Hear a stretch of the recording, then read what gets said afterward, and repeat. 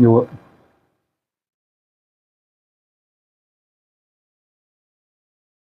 นั่งนิ่งๆอย่าไอ้นี่ไม่ต้องไปคันมันคันก็ให้มันคันอยู่นั่นแหละอย่าไปสนจิตสนใจมันมากนะอ่าในเวลาที่หาอานิสงส์หาบุญหาอานิสงส์ใส่ตัวเองก็ตั้งจิตตั้งใจเอาโอ้ทางเมืองเลยอากาศนี่แปรปรวนขนาดเลยเดี๋ยวหนาวเดี๋ยวร้อนย่ำเช้าหนาวอ่าย่ำเว้นร้อนย่ำแรงฝนตกตายปรับตัวบ่ทันเน้นน้อยมาที่แรกมาพออากาศหนาวย่ำเช้าหนาวจนสั่นว่าอยู่ทางขอนแก่นบ่หนาวบ่หนาวจบมานี่โอ้ยเอามาทางนี้ต้องทำใจนะจังหน่อยอืมเอาเอาเนี่ยเจอสุขภาพเด้ยามเช้าก็มีมาช่วงเช้าบ่ค่อยหนาวช่วงนี้มื้อสองมื้อแล้วล่ะแต่ว่ายามเย็นมันร้อนฝนตกฝนตกมาแล้วก็หนาวอืมเป็นไปทั่วมื้อนี้พระเน้นทำกิจวัตรกวาดลานวัดพอตะกวาดเสร็จแล้วลมทางมาใบไม้เต็มอีกคือเก่าโอ้ยนั่นน่ะใบไม้บ่พอฝนตกพร้อมอืมเต็มลานวัดเลยโอ้ยซ้ำบ่ปวดสนุกก็ยังดีถือว่าได้ออกกำลังกายถือว่าได้เฮ็ดกิจวัตรเจ้าของแล้วในมื้อนี้พอเข้ามาสิมาทำวัดเทิงศาลาใบไม้มันปลิวเข้ามาเนาะเต็มเลยเอ่อเห็นตาเน้นน้อยกวาดยอกๆอยู่มันย่างขึ้นมาน้ำก้นนะกวาดยอกๆอยู่เอ้าซั่นเนาะอืมกวาดรถเน้นน้อยหั่นเนาะเอาบุญนี่แหละเทวดาเขาร้องเนาะเขาร้องกำลังเน้นน้อยเนาะอืมอาการก็บ่ค่อยดีปานใดช่วงนี้ซึ่งอากาศมันแปรปรวนคือจังเฮาว่าน่ะเดี๋ยวหนาวเดี๋ยวร้อนเดี๋ยวฝนตกจักสิเอาจังใดแท้ อ่าก็มีการปรับเปลี่ยนใหม่ปรับเปลี่ยนใหม่หลายอย่างอยู่ในบ่ว่าสิเป็นอ่าในหน้าเฟซหลักเฟซรองอืมแต่เฟซรองนี่เปลี่ยนหลายเติบเปลี่ยนหลายเติบเปลี่ยนหลายเติบเปลี่ยนเฟซรองไว้ก่อนแล้วก็สิจังขยับไปเปลี่ยนเฟซหลักอืมขยับไปทีละหน่อยเพราะว่ามันมีลูกค้าอีกอยู่นะมีลูกค้าอีกหลายอยู่ไอ้ซุมหมู่นั้นมันพากันมั่วหน้าดังเอาอืมแต่เฟซหลักกับเฟซรองนี่ก็เอาไว้เป็นหลักเป็นหลักเป็นตัวยืนพวกมันมักมั่วก็ให้มันไปมั่วอยู่ทั้งอ่าเฟซลูกค้าทั้งพุ่นเอาอืมก็ ก็มีการปรับเปลี่ยนใหม่หลายอย่างทาง YouTube นี่ก็ทาง YouTube นี่ก็ปกติเป็นปกติยอดติดตามยอดเขาก็เข้ามาเพิ่มอยู่ทุกมื้ออยู่มื้อละ10มื้อละอันนี้อยู่มื้อละ10 7 8มื้อละ10การเขาเบิ่งไลฟ์สดนี่ก็ถือว่าหลายอยู่นะก็800-900พันกว่าอยู่แต่ก่อนก็3,000กว่า4,000บัดนี้มันมีช่วงหนึ่งเฮาบ่ได้อันนี้นะเฮาบ่ได้ลงให้เฮาค่าตั้งแต่หาเที่ยวไปนั่นไปนี่อยู่นะเฮาเลยบ่ได้ลงมันก็เลยAI มันก็เลยบ่ดันขึ้นให้อืมจังซั่นทาง YouTube นี่ก็ถือว่าหลายทางเฟซนี่ก็เป็นปกติของมันเป็นปกติของมันเพราะว่ามันเป็นสื่อที่เอาไว้โปรโมตซื่อๆนะทาง Facebook คือเฮาใส่ชื่อเฮาใส่มันเป็นใส่มันเป็นเฮาก็บ่ได้เฮ็ดเพื่อตัวเฮาเองดอกเฮาบ่ได้เฮ็ดเพื่อตัวเฮาเองก็เฮ็ดทิ่มไว้ให้คนรุ่นหลังเขาจังซั่นก็ประมาณนั้นเวลาเขาเข้ามามันจังบ่ยากจังบ่ยากคือเฮาปูทางไว้แล้วคือจังเฮาว่าน่ะเฮาปูทางไว้ให้ก่อนปูทางไว้ให้ก่อนเป็นจังซั่นมื้อนี้ก็อาการบ่ค่อยดีปานใดก็จักสิเว้าหยังมื้อเช้านี่ก็บ่ได้เทศน์หลายก่อนฉันเข้าก็บ่ได้เทศน์หยังหลายเพราะว่าคือจังเฮาว่านั่นแหละเฮาก็บ่ได้เตรียมการอิหยังขึ้นมาเฮาก็นั่งเว้าเลยจับไมค์เว้าเลยมื้อเช้านี่มันถึกจังหวะจังใดบุจังหวะมันบ่มีอิหยังสิเว้านะมันบ่เห็นอิหยังบางเทื่อมันก็เห็นอยู่แต่ว่ามันจังหวะแบบที่ว่ามันพลิกกันน้อยเดียวนะเฮาก็เปลี่ยนไปเรื่องอื่นบัดนี้มันก็ไปบ่รู้สิเอาอิหยังมาเว้านะมื้อเช้านี่ก็คือเฮาว่าน่ะ บางมื้อเฮาก็มีแนวเว้าหลายบางมื้อเฮาก็บ่มีแนวเว้าจังซี่นะก็เป็นปกติของมัน เพราะว่าบางเทื่อเนี่ยมีเสียงกิ๊กกักแน่เนี่ยเฮาไปบ่เป็นไปบ่เป็นเฮาก็เว้าไปบ่เป็นคือกันนะมื้อนี้ก็อ่าก็มีผู้หนึงอยู่เฮาคิดว่าเขามาเบิ่งอยู่นี่ก็ก็ก็น่าสิฮู้ว่าเฮาเว้าถึงไผเนาะก็น่าสิเข้ามาเบิ่งอยู่ทาง Facebook ทาง Facebook น่าสิเป็นประมาณทาง Facebook น่ะเฮาก็เอิ้นชื่อบ่ค่อยถูกปานใดดอกยังมันซื้อยังบ่ทันได้หมดเด้เนี่ยยังมีอยู่อีกค่ายหนึงอยู่ยังมีอีกค่ายหนึงอยู่ค่ายนั้นเอาพักไว้ก่อนค่ายนั้นพักไว้ก่อนพักไว้ก่อนคือยังบ่ทันได้เต็มก็มีอ่าเพจมี YouTube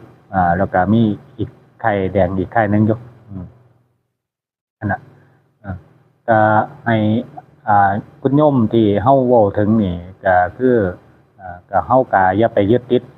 ในอดีตเก่าๆหลายเฮาเคยมั่งมีเคยร่ำรวยมาเคยร่ำรวยมาเคยมีเงินมีทองมาเมื่อเฮาตกระกำลำบากแล้วเฮาก็ต้องอยู่กับความเป็นจริงให้มันได้เฮาอย่าไปยึดติดกับอดีตที่มันร่ำรวยเคยร่ำรวยอยู่นั่นเพราะว่าคุณโยมนี่ก็เคยติดตามเฮามาหลายปีแล้วเฮาก็เพิ่งเห็นแวบๆเข้ามาเพิ่งเห็นแวบๆเข้ามาคุณโยมเขาก็น่าสิจำเฮาได้น่าสิจำเฮาได้นะความร่ำรวยเมื่อครั้งอดีตเมื่อมันผ่านมาแล้วเฮาก็อย่าไปยึดติดกับมันเพราะว่าให้เฮาอยู่กับปัจจุบันนี้ให้มันได้เพราะว่าณปัจจุบันนี้ก็คือเฮาบ่มีเฮาก็ต้องอยู่ในความเป็นจริงให้มันได้เฮาก็ค่อยๆพัฒนาตัวเองขึ้นพัฒนาเก็บหอมรอมริบเอาเก็บหอมรอมริบเอาก็อยู่ในสภาพที่มันอย่าให้มันลำบากหลายก็ค่อยเป็นค่อยไปเอาแล้วอดีตที่มันผ่านมาการที่เคยมีเงินมีทองเคยร่ำรวยมาก็อันนั้นก็ให้ลืมมันไปถือว่าเป็นอดีตเป็นคู่ถือว่าเป็นวิบากกรรมเฮาเก่าเฮาเอาถือว่าเป็นวิบากกรรมเก่าเฮาศาสตร์ก่อนเฮาอาจสิเก็บมาได้บ่ดีปานใดศาสตร์นี้มันก็เลยได้มาเสพสุขแค่ถึงบ่ถึงครึ่งอายุคนบ่ถึงครึ่งอายุคนเนาะถ้าเฮาจำบ่ผิดนะถ้าเฮาจำบ่ผิดเพราะว่ามันก็โดนแล้วคือเฮาเห็นแวบๆเข้ามาอยู่นะเห็นแวบๆเข้ามาก็ดีใจนำอยู่คุณโยมจำเฮาได้คุณโยมจำเฮาได้ก็พยายามย่ำคืนก็พยายามเลิกนั่งสมาธิแน่นั่งสมาธิพยายามเอาจิตเอาใจให้มันสงบพยายามนั่งสมาธิฝึกจิตให้มันเรียนจิตฝึกจิตให้มันเป็นสมาธิปล่อยวางในเรื่องราวต่างๆทิ่มลงไป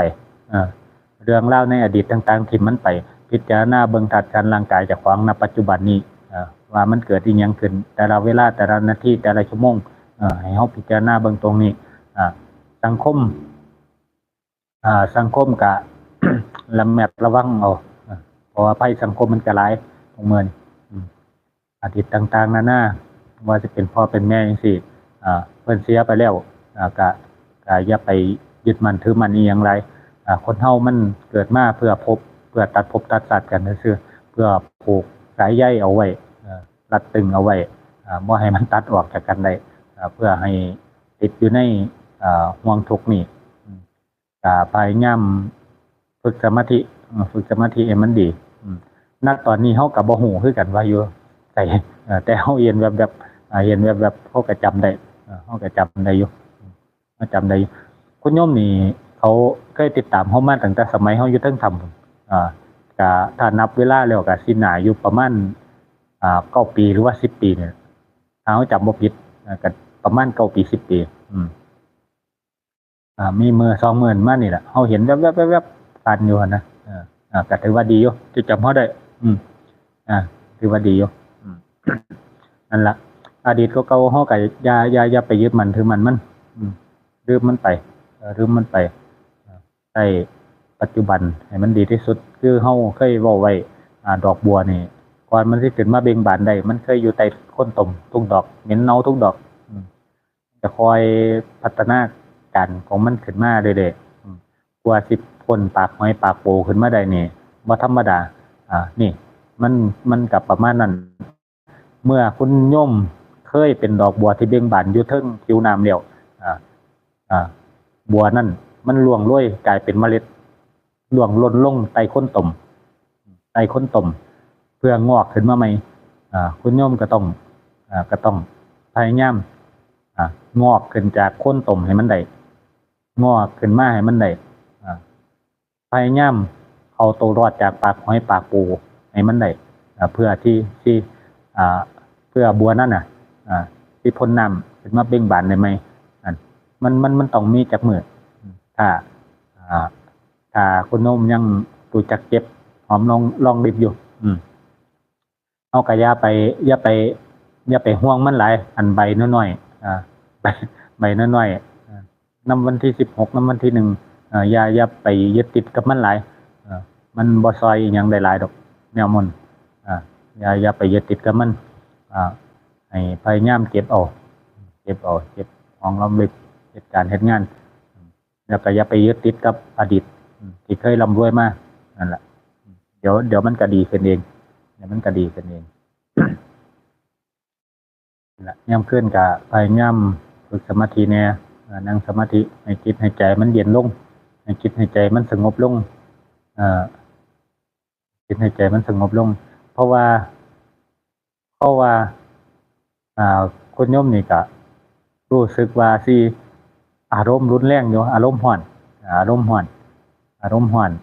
กับประมาณนั้น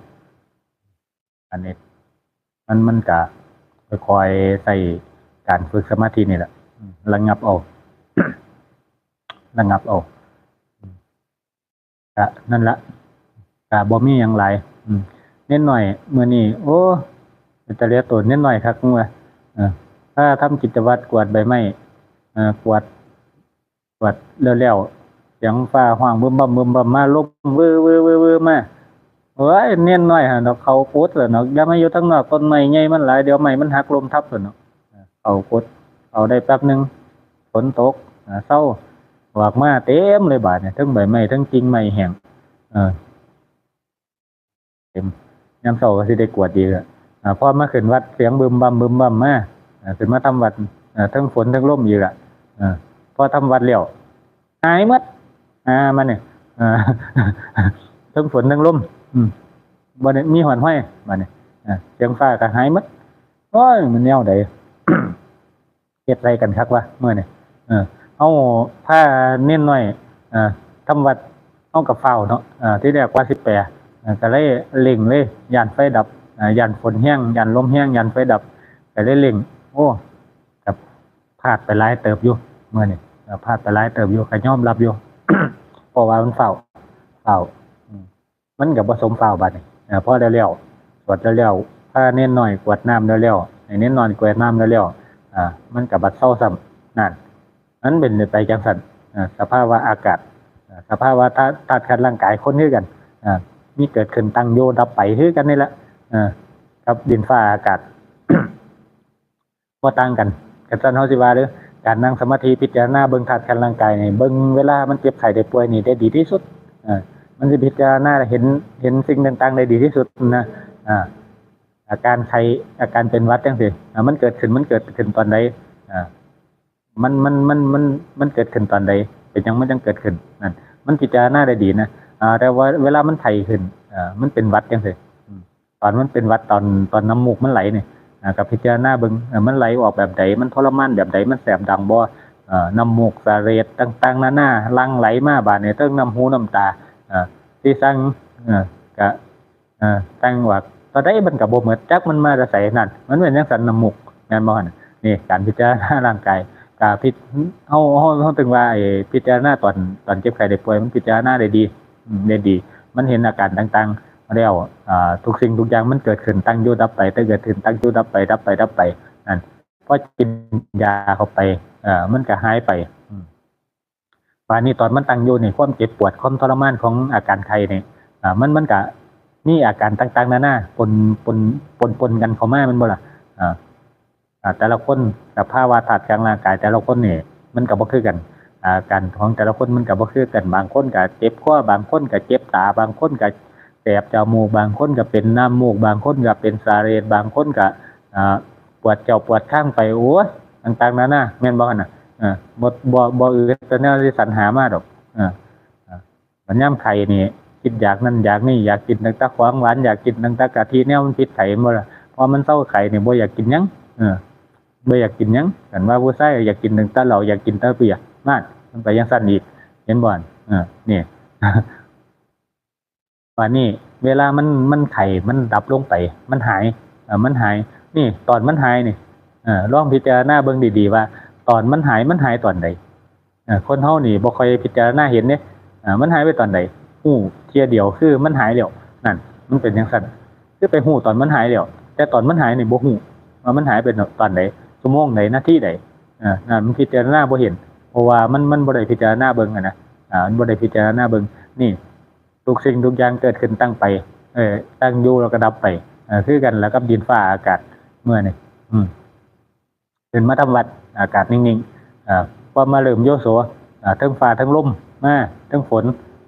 พอโยโสสวดทำวัดเสร็จแล้วหายหมดโอ้ยนั่นเนาะมึงเอ้ยเนาะว่าสิโชว์เสียงมนๆเนี่ยเนาะได้บ่ได้โชว์เสียงเสมอนี่ได้วางไม้อยู่เที่ยนึงอยู่ถ้าเตรียมฟ้าห้องยันมันเข้าไม้นะยามมันเข้าไม้มันสิเสียงแห้งโพดนะมันสิเสียงแห้งโพดเฮาก็ได้ดับไม้ว่างลงเที่ยวนึงอยู่แต่ว่าก็มีแต่ไม้เครื่องเสียงขยายเสียงเพิ่นล่ะว่าอยู่น้ำโตนี่บ่ได้ดับดอกมีแต่แนวรอฟ้าทั้งนั้นเลยอยู่ในศาลากันนี่การพิจารณาร่างกายพิจารณาตอนเจ็บไข้ได้ป่วยดีที่สุดดีที่สุดคือจังมีเรื่องนึงนั่นแหละในที่องค์สมเด็จพระสัมมาสัมพุทธเจ้าพระองค์ท่านนั่งนิ่งๆห่วย สมเด็จพระสัมมาสัมพุทธเจ้าพระองค์ท่านทรงตัดกับพระอานนท์ในเรื่องพระกิรินันทะนั่นแหละพระกิรินันทะผู้มีอายุเป็นไข้อาการรอแล่พระผู้เฒ่าเป็นไข้อาการนัดลูกขี่ลูกเหนี่ยวก็บ่ได้ก็อยู่คนละสำนักกันก็อยู่ห่างไกลกันนะจากวัดที่องค์สมเด็จพระสัมมาสัมพุทธเจ้าพระองค์ท่านทรงประทับอยู่กับพระกิรินันทาก็อยู่อีกหม้องนึงนะเราเจ็บไข้ได้ป่วยบ่มีแห้งลูกขี่ลูกเหนี่ยวก็บ่ได้นอนข้างอ้อยๆโอ้ยๆนั่นลูกหลานก็บ่มีผู้ใดสิเบิ่งมื้อนั้นจังว่าดีจังได๋บ่นี่พระอานนท์ย่างรีบผ่านกุฏิเราไปเราก็เลี้ยวไปเห็นพอดีเราก็ได้ฮ้องใส่โอ้พระอานนท์บัดนี้ผู้ขาบัดนี้ค่อยบัดนี้เฮาอาการบ่ดีเฮาเป็นไข้เจ็บไข้ได้ป่วยลูกกี้ลูกเหนี่ยวก็บ่ได้ไปบิณฑบาตก็บ่ได้นอนแต่อยู่ในกุฏิว่าซั่นข้าวปลาอาหารก็บ่ได้ฉันว่าพาโน่นไปทูลบอกองค์สมเด็จพระสัมมาสัมพุทธเจ้าให้เฮาแน่ว่าตอนนี้เฮาไข้หนักเฮาป่วยเฮาก็อายุหลายแล้วไปไสมาไสก็บ่ได้ลูกกี้ลูกเหนี่ยวก็บ่ได้ว่าซั่นไปหมดเลยว่าซั่นไปบอกไปทูลบอกองค์สมเด็จพระสัมมาสัมพุทธเจ้าให้เฮาแน่พาโน่นว่าซั่นเพื่อองค์สมเด็จพระสัมมาสัมพุทธเจ้าให้ยาดีเฮามาว่าซั่นให้พาโน่นได้ยินแล้วเราก็เอามือไปค้ำชิงเบิ่งโว้ว่ามันกวนท่านมันเป็นตะกี้เขาดีแต่ว่าชิงพ้นมันไปยังสั่นอีกเรียบบาดเมื่อนนเบิ่งอาการแล้วเราก็เลยย่างลัดตาย่างรีบไปหาองค์สมเด็จพระสัมมาสัมพุทธเจ้าอยู่ณที่ประทับณวัดที่ประทับวัดเชตวันหนึ่งวัดเวรุวันหนุโง่จำบ่ได้ จำบ่ได้ย่างรีบลัดตาลัดลงไปพ่อไปวัดองค์ณที่ประทับขององค์สมเด็จพระสัมมาสัมพุทธเจ้าพระอานนท์ก็นั่งลงคุกเข่ากราบมาบ3เที่ยกราบมาบ3เที่ยก็ได้ทูลบอกองค์สมเด็จพระสัมมาสัมพุทธเจ้าว่าณบัดนี้พระกิรินันทะผู้มีอายุอยู่ณอีกวัดหนึ่งเราก็อยู่ไกลเติบอยู่เราเป็นไข้เจ็บไข้ได้ป่วยเราบ่สบายโรคขี้โรคเหนี่ยวก็บ่ได้พาผู้เฒ่าว่าซั่นออกไปบิณฑบาตก็บ่ได้ว่าซั่นออกไปบิณฑบาตก็บ่ได้จักเราได้สันเขาบ่ได้สันว่าคันน้อยเอามือไปค้ำชิงเราเบิ่งฮ้อนมืดอยู่ว่าซั่นเห็นตะกี้เขาดีแท้ว่าซั่น อืมทุนบอกองค์สมเด็จพระสัมมาสัมพุทธเจ้าเราก็ฝากให้มาทุนบอกองค์สมเด็จพระสัมมาสัมพุทธเจ้าให้เพื่อได้ยาดีกลับไปให้เรากินให้เราฉันองค์สมเด็จพระสัมมาสัมพุทธเจ้าเพิ่นก็เลยบอกว่าพระอานนท์เอ้ยเธอจงกลับไปบอกให้พระคิรินันทะนั่งสมาธิมันตั้งมั่นนั่งสมาธิมันตั้งมั่นให้พิจารณาเบิ่งอานาปานสติพิจารณาเบิ่งอาการ32ในร่างกายพิจารณาให้มันทีถ่วนเดี๋ยวอาการไข้ของพระคิรินันทานั้นก็สิดีขึ้นเป็นลำดับแล้วก็หายไปเองเมื่อองค์สมเด็จพระสัมมาสัมพุทธเจ้าพระองค์ท่านทรงตัดบอกพระอานนท์แบบนั้นแล้วพระอานนท์ก็ลุกขึ้นนั่งคุกเขามันก็คำเลยได้บาดนั่งคุกเขากราบมาบ3 เทียก็ละกราบ3 เทียก็วันนี้เราก็ย่างรีบลัดป่าลัดดงไปกลับไปหาพระคิรินันทาหมดละมันก็อยู่ไกลก็เริ่มสิมืดเนี่ยแล้วนะสรุปว่าก็ประมาณ5-6 โมงเริ่มสิมืดเนี่ยแล้วเมื่อกี้มันกับทางมันก็บ่เป็นจังซี่หมดล่ะทางมันบ่ได้ลาดยางบ่ได้เทคอนกรีตจังซี่เด้ก็ย่างบูป่าบูดงไปลัดป่าลัดดงไปย่างรีบไปเหยียบน้ำปลาโน่นเหยียบน้ำนั่งเฮ็ดเจ้าก้อยอยู่นั่งเฮ็ดเจ้าก้อยบงน้ำออกจากตีนโอ้มีแต่ใส่เราจมใส่เราจมวันนี้น้ำบอกแล้วลูกเกิดย่างรีบไปกุฏิของพระคิรินันทะพระคิรินันทะเดี๋ยวเห็นตั้งแต่ไกลๆพุ่นละแล้วก็ไข่เนาะลูกก็บ่ไหวเด้โตก็ชิงก็ห้วนมันบ่ล่ะว่าเป็นตะไฟไหม้กุดคือหยังนี่ชิงห้วนแห้งชิงห้วนแห้งเป็นตะไฟไหม้กุดคักเราก็เห็นพระอานนท์ย่างมาแตะไกลแล้วก็อักยิ้มดีใจอยู่คิดว่าสิได้ยาดีแท้ๆนะองค์สมเด็จพระสัมมาสัมพุทธเจ้าเอายาดีมาให้แท้ว่าซั่นอักยิ้มในใจอักยิ้มในใจอยู่นะเพราะพระอานนท์ขึ้นไปฮอดกุฏิเราพระคิรินันทะก็ได้ลุกขึ้นนั่งโอ้เป็นจังได๋น้อพระอานนท์เอ้ยพระองค์สมเด็จพระสัมมาสัมพุทธเจ้าพระองค์ท่านได้เอายาดีแน่เฮาบ่ว่าซั่นพระอานนท์ก็เลยว่าห้วยองค์สมเด็จพระสัมมาสัมพุทธเจ้าบอกให้พระคิริบอกให้เจ้านั่งสมาธิมันตั้งมั่นพิจารณาเบิ่งอานาปานสติพิจารณาเบิ่งอาการ32พิจารณาเบิ่งดีๆเดี๋ยวอาการไข้มันก็สิดีขึ้นเป็นลำดับแล้วเจ้าก็สิหายไปเองว่าซั่นองค์สมเด็จพระสัมมาสัมพุทธเจ้าเพิ่นตัดสั่งมาซำนี้ล่ะนี่ล่ะยาดีว่าซั่นพระคิรินันทะได้ฟังแล้วนั่งเฮ็ดโซโลเว้ยว่าซั่นตั้งแต่ใครผู้ฆ่าใครสิตายแล้วว่ายังสิมาบอกให้กันนั่งสมาธิมันตั้งมั่นพิจารณาเบิ่งอานาปานสติอยู่ว่ายังสิมาบอกกันนั่งสมาธิพิจารณาเบิ่งอานาปานสติอยู่ว่าตายบัดทีนี้ว่าเขาก็บ่ทันได้กินว่าเขาก็บ่ได้กินบ่ได้บิณฑบาต2 มื้อเดี๋ยวบ่ได้กินเขาบ่ได้ฉันเขาว่าเฮ็ดจังได๋ล่ะบัดนั้นถ้านั่นเฮ็ดจังได๋ก็เฮ็ดเบิ่งว่าค่อยสิกลับว่ามันมืดมันค่ำแล้วว่านนก็เลยล่ากันเลยย่างกลับรีบไปคือเก่าแล้วล่ะให้หายรีบบาดนี้พระคิรินันทะ เมื่อได้ฟังจังซั่นแล้วเราก็ทั้งไข้ทั้งป่วยเนาะทั้งไข้ทั้งป่วยพาผู้เฒ่าร่างกายก็สิบ่ไหวแล้วนะก็ฝืนลุกขึ้นนั่งสมาธิพิจารณาเบิ่งอานาปานสติพิจารณาเบิ่งอาการ32แล้วอาการไข้เราก็ดีขึ้นเป็นลำดับแล้วก็หายแล้วก็บรรลุเป็นพระอรหันต์ในตอนนั้นเลยโอ้ยาดีแท้ ยาดีแท้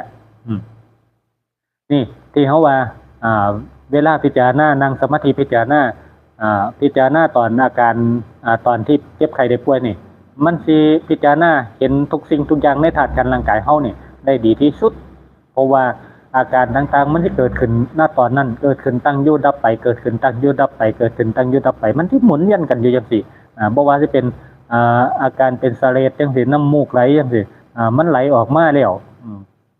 มันไหลออกมาแล้วมันหายไปไสรังเทียมันไหลลงคอเป็นสะเลดซ้ำผู้ลางคนนี่อื่นกินซ้ำเสียดายนั่นเป็นจังซั่น เงินกินสั่งสิมเออนั่งสมาธิอย่าขำอย่าขำทำไมไม่ได้บอกให้ขำไม่ได้พูดให้ขำพูดให้ฟังเฉยๆนั่งพิจารณาอื่นกินผู้รังคนเนี่ยโอ้ยเมื่อขำทำไมเออให้มันมีสมาธิสินั่งสมาธิแมวลูกแมวมันยังไม่ขำเลย อืม นี่ที่เขาว่าเวลานั่งสมาธิมันจะพิจารณาได้ดีเวลาเจ็บไข้ได้ป่วยเน้นหน่อยคิดจากหัวโอ้ยโอ้บ่ได้เว้าอีกหัวแม่ยังมาหัวอยู่ จักมันเป็นตาหัวหม่องใดแมวน้อยมันว่าโอ้ยจักมันเป็นตาหัวหม่องใดหลวงพ่อว่าซั่นเน้นน้อยมันขี้คร้านนั่งซื่อๆนี่แหละทำท่าหัวมันน่ะอยากติงขิงว่าซั่นแมวน้อยว่าเน้นน้อยอยากติงขิงซื่อๆนี่แหละทำท่าหัวมันนั่นก็เรียดจังซี่เกิดขึ้นก็อื่นกินเงินเข้าไปซิมเบิ่งพิจารณาเบิ่งในของในโตในตนเจ้าของนั่นเวลาจังซั่นมันคือบ่ขี้เดียดเจ้าของ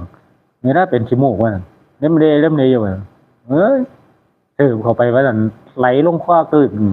เหมือนยามสืบขี้มูกเพิ่นเป็นหวัดน่ะสืบดังเกินเข้าไปไหลลงคอซำอื่นอึกเบิดคนหลายๆอื่นนั่น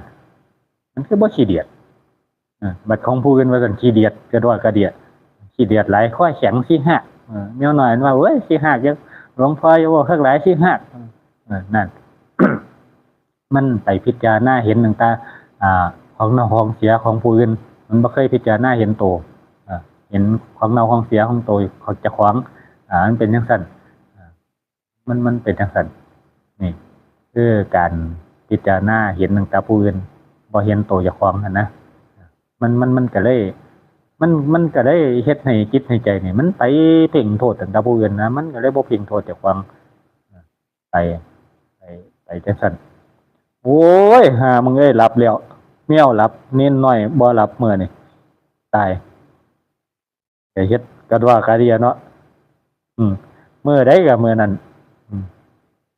มื้อใดก็มื้อนั้นหลับคาก็ยังว่าเป็นฮอดพ่อฮอดแม่ให้แมวโอ้ยผ้าจีวรเฮาผ้าคลุมไหล่เฮานี่มันมาดูดคือจังนมนี่เอาดูดลงไปซั่นดอกมันมีน้ำบ่ล่ะหั่นเออ คันมันอิ่มมันก็ดูดเข้าไปเนาะดูดแล้วก็รับค่าดูดแล้วก็รับค่าเอาความสุขของมันหั่นเนาะนี่เห็นบ่หั่นก็วิบากกรรมเก่าของมันคือกันล่ะแมวน้อยก็ได้ออกจากท้องแม่มาบ่ได้กินฮอดนมบ่ได้กินฮอดนมถือเอามาทิ่มซ้ำจักมันเป็นเวรเป็นกรรมอีหยังของมันจักมันเป็นเวรเป็นกรรมอีหยังของมันก็ดีอยู่มันก็ยังรอดมาได้มันก็รอดมาได้อยู่ ก็ถือว่าซอยๆกันไปซอยกันไปมันก็น่าสิมีกรรมผูกพันกันกับเฮาคือกันนั่นล่ะมันจังได้เข้ามาให้เฮาเลี้ยงดูจังได้เข้ามาพึ่งพาอาศัยเฮานั่นก็พิจารณาเบิ่งเอาพิจารณาเบิ่งเอาคือจังความตายน่ะโอ้เฮาบ่เว้าดอกเฮาขี้คร้านเว้ามันสิยาวโพดเดี๋ยวนิดหน่อยสิหลับเดี๋ยวนิดหน่อยสิหลับแมวก็หลับไปแล้วนิดหน่อยหลับอีกเนี่ยโอ้ยเฮาบ่ได้ปลุกเด้เฮาบ่ได้สนใจเด้เออเอามื้อนี้ก็ส่ำนี้ล่ะน้อมจิตน้อมใจเข้าหาเจ้าของตั้งจิตให้มันดีใช้สมาธิอย่าพึ่งลุกพรวดพลาดเด้อ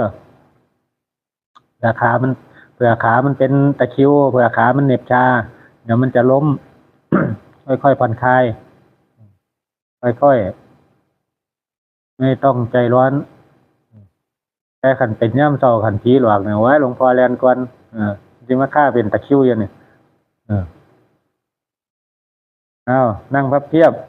ลุกขึ้น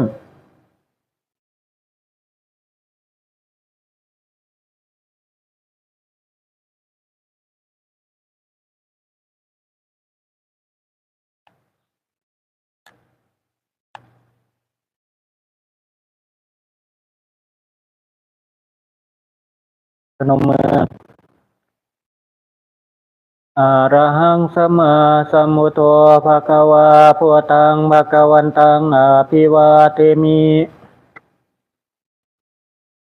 สวากขาโตภะคะวตาธัมโมธัมมังนามัสสามิ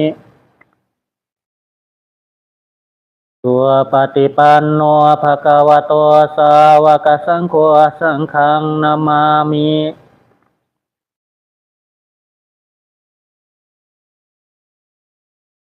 ลากาพระเศษก็ให้รู้จักอธิษฐานเอาอธิษฐานอะไรก็อธิษฐานเอาอืมจะไปหาอธิษฐานเอาเพชรเอานั่นเอานี่เด้อเอาเพชรเอาไปหยังไปเติมเกมเลยโอ้ยในเวลาไปกวดน้ำก็รู้จักให้รู้จักบอกให้เจ้ากรรมนายเวรมารับเอาส่วนบุญส่วนกุศลสิ่งดีๆก็พูดไป